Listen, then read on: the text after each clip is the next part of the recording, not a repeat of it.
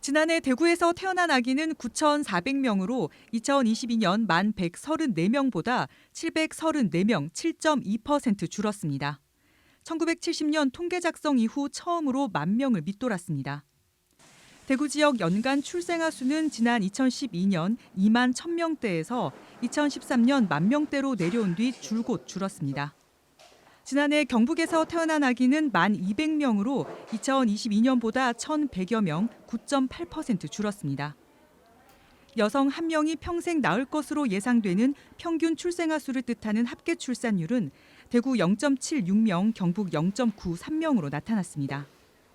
이어진 출생아 수 감소에 오는 3월 초등학교 신입생이 없는 학교가 대구는 3곳, 경북은 27곳에 달하는 것으로 나타났는데요.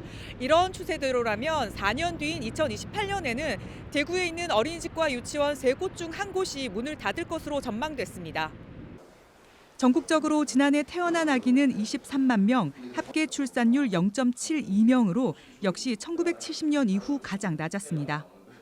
특히 지난해 4분기 합계 출산율은 사상 처음으로 0.6명대로 떨어져 올해는 연간 기준으로도 0.7명 선이 무너질 수도 있을 것으로 전망됩니다.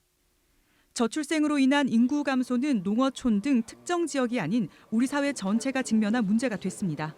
그동안 각종 정책이 쏟아졌지만 효과를 거두지 못하고 있습니다. 정부는 코로나 영향으로 줄어든 결혼이 다시 늘어난 영향이 반영되는 2026년 이후에는 다소 출생아 수가 늘어날 것으로 예상하고 있습니다. 30대 초반하고 30대 후반이 어떻게 보면 출산에 대한 향후에 좌우를 할 수 있는 부분 같고요. 그런 부분에서 어떻게 보면은 향후의 정책적인 방향이 어떠냐에 따라서 이 부분이 일점대까지도 회복할 수도 있고 아니면 회복이 조금 더 갈 수도 있다라고 보일 수도 있을 것 같습니다. 하지만 결혼해도 아이를 낳지 않는 현상이 이전보다 강해 낙관할 수 없습니다. 취업과 주거, 교육비 등 복합적인 원인 중에서 결국 노동 문제가 가장 큰 원인이고 해결책이 될 것이라는 분석도 있습니다. 부모는 그런 아이를 사회의 도움을 받아서 양육을 해나가면서 더불어서 자기 일도 계속 커리어도 가져갈 수 있는 이런 구조가 만들어지지 않으면 이 저출생 문제는 저는 절대로 해결될 수 없다 이런 생각이 들고 출산 축하금이나 아동수당 등 현금성 지원을 넘어 대구와 경북에서도 출산 연령 고령화에 따른 난임시술 지원 확대, 마을형 돌봄 등 아이를 낳고 키울 수 있는 정책을 세분화하고 있는 만큼 효과를 거둘 수 있을지 지켜봐야 할 것으로 보입니다. MBC 뉴스 김은혜입니다.